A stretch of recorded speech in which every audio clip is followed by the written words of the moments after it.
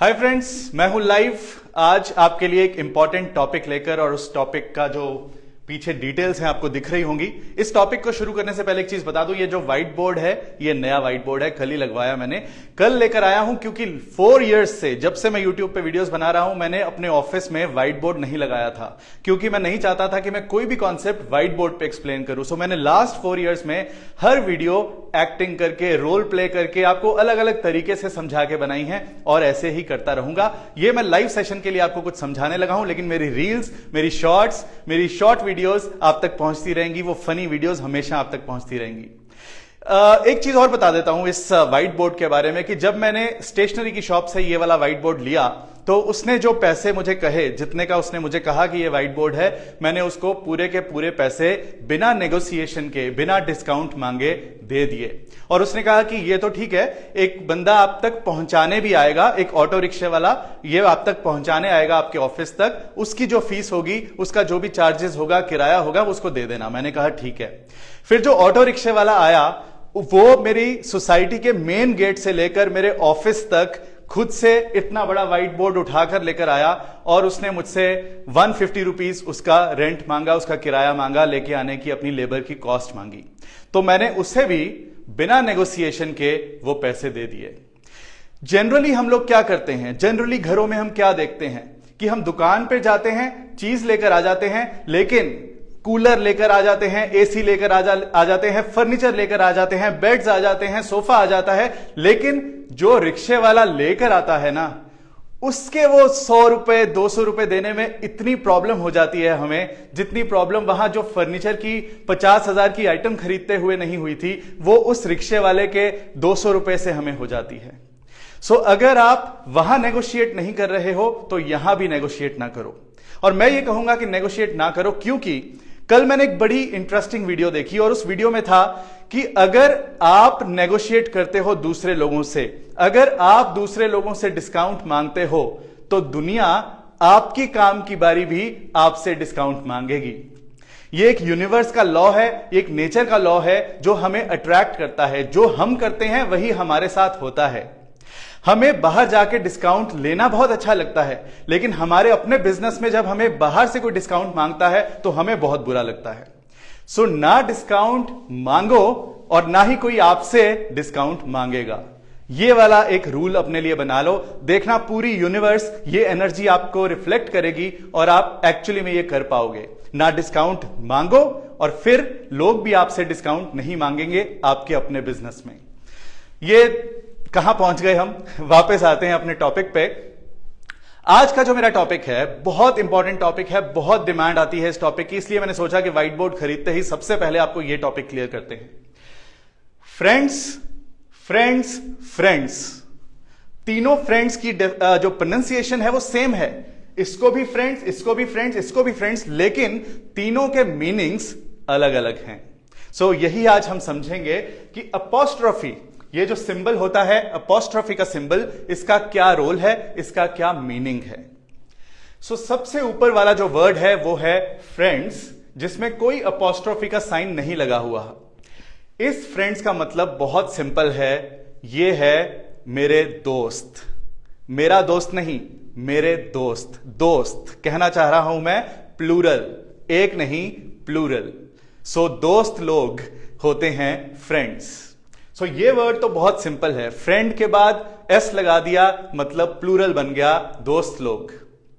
अब बारी आती है ये वाले वर्ड की। फ्रेंड के बाद अपॉस्ट्रोफी साइन लगाया और उसके बाद एस लगाया, तो इसका मीनिंग क्या निकलेगा? इसका मीनिंग निकलेगा दोस्त का या दोस्त की कोई चीज। हम इसको इंग्लिश में बोलते हैं पोजेशन। दोस्त की कोई चीज या दोस्त का कोई सामान। Friend apostrophe S. पोजेशन क्यों बोलते हैं? जैसे आप कभी फ्लैट बुक कराते हो और बुकिंग के बाद आपको फ्लैट हैंडओवर हो जाता है, उसका पोजेशन मिल जाता है, वही वर्ड है पोजेशन। मतलब आपकी अपनी कोई चीज, आपके फ्रेंड की कोई चीज। फ्रेंड्स हाउस, दोस्त का घर। फ्रेंड्स कार, दोस्त की कार। सो दोस्त का कोई पोजेशन, तो इसलिए हमने अपॉस्ट्रोफी एस लगाया। जब किसी नाम के बाद, नाउन के बाद हम अपॉस्ट्रोफी एस लगाते हैं तो उसका मतलब है कि उस चीज का पोजेशन। फ्रेंड्स कार, इन दोनों वर्ड्स की प्रैक्टिस कर लें। फ्रेंड्स, आप अपनी मम्मी को बोल सकते हो कि मैं अपने दोस्तों के साथ बाहर जा रहा हूं। I am going out with my friends. तब ये वाला फ्रेंड्स लगेगा क्योंकि दोस्तों के साथ बाहर जा रहा हूं। या फिर आप कहीं से निकल रहे हो और आपके दोस्त का घर आ जाता है रास्ते में, आप मम्मी को बोलते हो, mummy look, this is my friends house, ये मेरे दोस्त का घर है। तब ये वाला फ्रेंड्स लगेगा, फ्रेंड्स हाउस। अब आते हैं थर्ड वर्ड पर। अब हमने कहा मेरे दोस्त का घर या मेरे दोस्त की कार, फ्रेंड्स हाउस या फ्रेंड्स कार। अब अगर कहना हो मेरे दोस्तों की कोई चीज, दोस्त की कोई चीज नहीं, दोस्त का पोजेशन नहीं, दोस्तों का पोजेशन, दोस्तों की कोई चीज, प्लूरल का कोई पोजेशन बताना हो, तब हम फ्रेंड्स के बाद अपॉस्ट्रोफी लगाएंगे। उस वर्ड की प्लूरल फॉर्म के बाद, यह प्लूरल फॉर्म थी, इसके बाद अपॉस्ट्रोफी लगाएंगे। इसका मतलब होगा दोस्तों की कोई चीज। फ्रेंड्स बैग्स, अगर आपके दोस्तों के बहुत सारे बैग्स पड़े हुए हैं, आपने किसी को बोलना है कि ये तो मेरे दोस्तों के बैग्स हैं, तो आप बोलो these are my friends bags, ये मेरे दोस्तों के बैग्स हैं। ये मेरे दोस्त की कार है, ये मेरे दोस्तों के बैग्स है। ये फर्क है अपॉस्ट्रोफी एस में और एस के बाद अपॉस्ट्रोफी लगाने में, ये डिफरेंस आता है। हमने अलग से अपॉस्ट्रोफी नहीं ऐड की, यहां पे फ्रेंड्स बोलते हुए एस लगता है, वही एस है, अलग से एस कोई नहीं लगाया, बस अपॉस्ट्रोफी लगाई, तब हमें यहां एस नहीं लगाना है। प्लूरल के बाद अपॉस्ट्रोफी एस नहीं लगाना है, सिर्फ अपॉस्ट्रोफी से काम चल जाएगा, वही मीनिंग कन्वे होगा जो अपॉस्ट्रोफी एस लगाकर सिंगुलर फॉर्म में होता है, प्लूरल में वही मीनिंग कन्वे हो जाएगा। अब एक और सिनेरियो बताता हूं। अब आते हैं एक नई चीज की तरफ, तो हमारा कैमरा भी साथ साथ मूव करेगा। बॉस, अब ये सिंगुलर है, बॉस सिंगुलर वर्ड है, एक बॉस की बात हो रही है। अब कहना हो कि बॉस का टेबल, तो क्या बोलेंगे? अपॉस्ट्रोफी लगाएंगे कि अपॉस्ट्रोफी एस लगाएंगे? पहले वाले रूल में मैंने समझाया था कि प्लूरल है तो सिर्फ अपॉस्ट्रोफी लगानी है, प्लूरल नहीं है तो अपॉस्ट्रोफी एस लगाना है। लेकिन यहां पे बॉस वर्ड एस से खत्म हो रहा है। बहुत सारे लोग अलग अलग ओपिनियन रखते हैं, जो इंग्लिश स्कॉलर्स हैं, जिन्होंने इंग्लिश में कंट्रीब्यूट किया है, इंग्लिश को इंप्रूव करने में, इंग्लिश के रूल्स बनाने में कंट्रीब्यूट किया है, वो दोनों बटे हुए हैं इस बात को लेकर कि अपॉस्ट्रोफी एस लगना चाहिए या नहीं लगना चाहिए। मैं ये कहूंगा कि कोई एक रूल पकड़ लो और उस रूल को कंसिस्टेंटली फॉलो करो। ऐसा नहीं कि आज मैं ये रूल यूज कर रहा हूं, कल वो रूल यूज कर रहा हूं, या फिर आपके स्कूल में, कॉलेज में, आपके ऑफिस में जो भी रूल फॉलो होता है उसको पकड़ो, उसको यूज करो। मैं कौन सा रूल यूज करता हूं? मैं सिंगुलर के बाद अगर एस पे वर्ड खत्म हो रहा है, मैं उसके बाद एस लगाने में बिलीव करता हूं। मेरा ये फिलॉसफी है, मेरा ये रूल है और मैं उसी को यूज करता हूं, फिर मैं बदलता नहीं हूं अपना रूल। अब बॉस का टेबल, बॉस टेबल, इसकी प्रोनाउंसिएशन कैसे होगी? बॉस टेबल, बॉस नहीं, यहां आप अटकोगे। इसलिए इंग्लिश बनाने वालों ने, जिन्होंने इंग्लिश बनाई, उन्होंने यहां पे एक ऐसा रूल बना दिया जिससे आपकी प्रोनाउंसिएशन इजी हो जाए।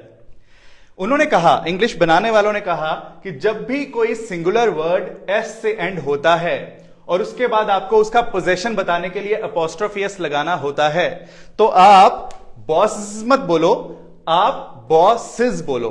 बॉसेस टेबल, बॉस का टेबल, बॉसेस टेबल, बोलने में ऐसे आएगा, स्पेलिंग यही रहेंगे। बॉसेस टेबल, इज की साउंड आएगी, जिज की साउंड नहीं आएगी। बॉसेस टेबल, बॉस का टेबल। अब एक और वर्ड देखते हैं, यह नाम है मनीष। मनीष नाम एच से खत्म होता है, लेकिन साउंड श की है, स श वाली साउंड है। मनीष के बाद भी अगर कहना हो मनीष का पेन, तो अपॉस्ट्रोफी एस तो लगेगा ही, पर साउंड आएगी मनीष's पेन, मनीष's पेन नहीं। देखो श के बाद भी स लगाना बड़ा मुश्किल है, मनीष's पेन। इसीलिए इंग्लिश बनाने वालों ने इजी कर दिया। उन्होंने कहा कि अगर कोई वर्ड श से खत्म हो रहा है, उसके बाद आपको पोजीशन बताने के लिए अपॉस्ट्रोफी एस लगाना पड़ रहा है, तो इजी प्रोनाउंसिएशन के लिए आप इज की आवाज निकालो, इज की नहीं। मनीषिज पेन, मनीष का pen, Manish's pen. Boss's house, boss's car, boss's table, Manish's car, Manish's pen, इज की आवाज आएगी। सो ये प्रोनाउंसिएशन का रूल याद रखना है। अब आते हैं एक और मजेदार चीज पे। अब कहानी में ट्विस्ट है, कहानी में ट्विस्ट है। अब इतना इजी नहीं है उसको गेस करना कि मैं अगला क्या बोलने वाला हूं। मैंने लिखा हुआ है ही। अब ही का मतलब होता है वो लड़का, ही। मुझे कहना हो कि उस लड़के का घर, तो मैं क्या बोलूंगा? His house? नहीं, डस्टर पकड़ते हैं। सो ये रॉन्ग है। इसकी जगह हम बोलते हैं हिज, ये यूज करते हैं। अतुल क्लियर आ रहा है ना? Okay, perfect. सो ही के बाद अपॉस्ट्रोफी एस नहीं लगता, क्योंकि डिफरेंस कहां है? आप कहोगे कि यहां रूल बदल क्यों गया? रूल नहीं बदला है, वर्ड बदला है। रूल है कि नाम के बाद, नाउन के बाद अपॉस्ट्रोफी एस लगता है। देखो नाउन है, फ्रेंड भी नाउन है, लेकिन ही जो है वो प्रोनाउन है। ही मतलब मनीष की जगह ही यूज होता है। मनीष अच्छा लड़का है, वह अच्छा लड़का है। सो वो जो है प्रोनाउन है। सो प्रोनाउन के केस में रूल बदल जाता है। प्रोनाउन के केस में हम हीज ऐसे नहीं लिखते, हिज लिखते हैं। हिज हाउस, उसका घर, उस लड़के का घर। इट भी प्रोनाउन है। इट किसी चीज के लिए यूज करते हैं। It is my pen. अब इट कहना हो कि इस चीज का, तो इट नहीं लगेगा। इसका मतलब कुछ और निकलता है। यहां लगेगा इट्स।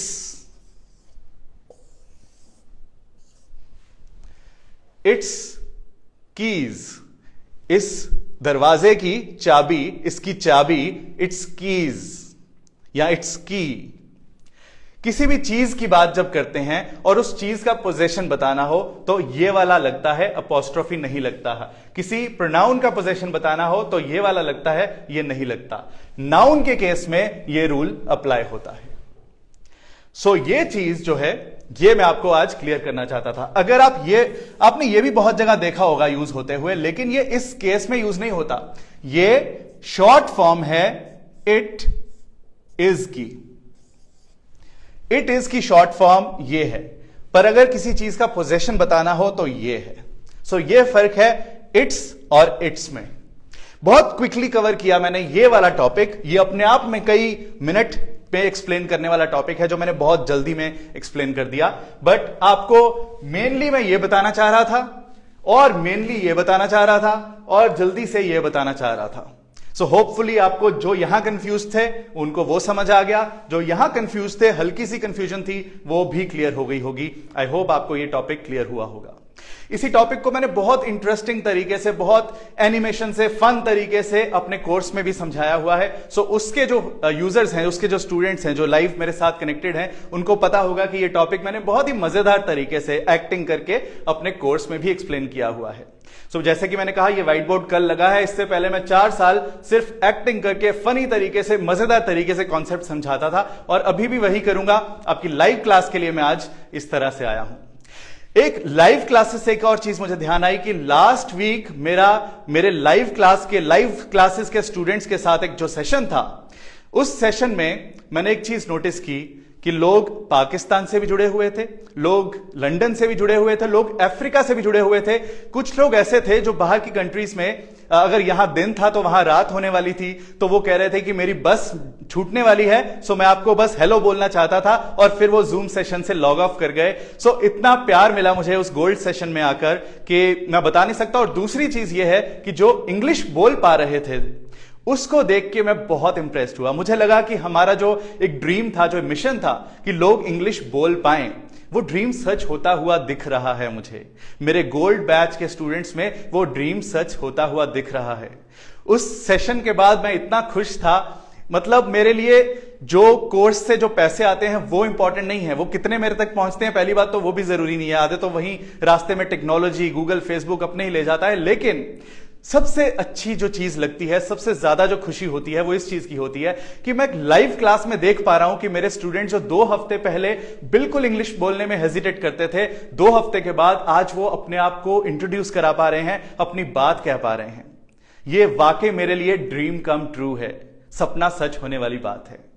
सो इसलिए विश्वास करो मेरा, अगर आपको आपके लिए चैलेंज रखना है आपने इंग्लिश सीखने का, फ्लुएंटली इंग्लिश बोलने का, तो आंखें बंद करके जो गोल्ड बैच है उसमें ट्राई करो। मेरी एक मेंटर्स की टीम है, आई हैव 5 to 6 मेंटर्स जो आपको छोटे से बैच में बहुत ध्यान से इंग्लिश सिखाते हैं, उसकी प्रैक्टिस कराते हैं, आपको एक्टिविटीज देते हैं, मॉक इंटरव्यूज होते हैं, इस तरह के सेशंस होते हैं कि आप मेरे ख्याल से 2 हफ्ते 3 वीक्स मैक्स में आप इतने कॉन्फिडेंट हो जाते हो कि आप बोलने लग जाते हो। आई वाज सरप्राइज, 2 वीक्स से पहले ज्वाइन किया और बंदा इंग्लिश बोल रहा है, और अफ्रीका में बैठा है, उसको उसकी जॉब में नीड है इंग्लिश की।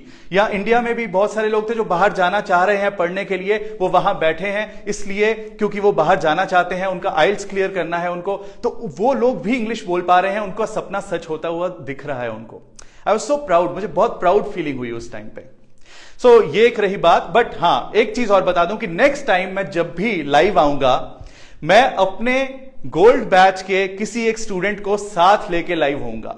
सो आप में से अगर कोई है जो गोल्ड बैच में है या कोई गोल्ड बैच ज्वाइन करने की सोच रहा है, तो आप में से कोई एक लकी हो सकता है जो मेरे साथ अगले सेशन में लाइव आएगा, मेरे गोल्ड बैच के यूजर्स में से। अपने क्वेश्चंस कुछ भी हो, चाहे इस टॉपिक के बारे में हो, चाहे जो मेरी फ्री वीडियोस हैं यूट्यूब पे उनके बारे में हो, चाहे मेरा ऑर्गेनाइज्ड जो स्पोकन इंग्लिश कोर्स है उसके बारे में हो, चाहे लाइव क्लासेस के बारे में हो, मुझे डीएम करो, मेरी टीम, मैं, हम लोग आपको रिप्लाई करेंगे। कुछ भी आपके क्वेश्चंस होते हैं, हम हर डाउट को क्लियर करने के लिए आपके तैयार हैं।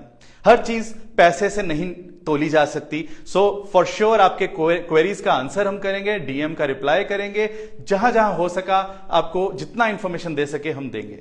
लेकिन हमने एक मिशन बना लिया है कि आपको 4 साल से ये मिशन इतना पक्का हो चुका है कि आप लोगों की लाइफ में चेंज लाना है तो लाना है, बस ठान लिया तो ठान लिया।